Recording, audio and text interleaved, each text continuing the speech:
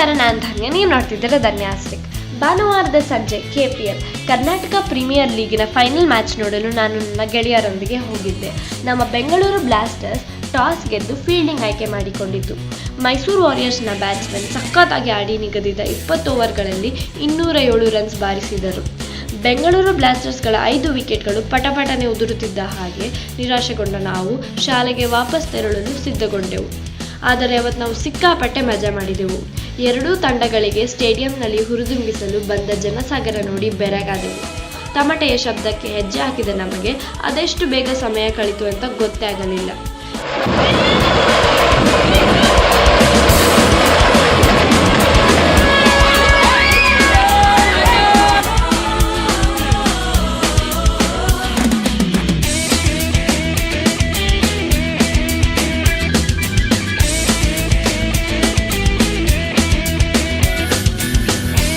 ಇವತ್ತಿಗೆ ಇಷ್ಟೇ.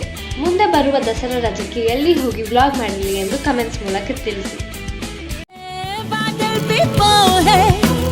झूठा गाँव है अब तो भाई चल पड़ी अपनी ये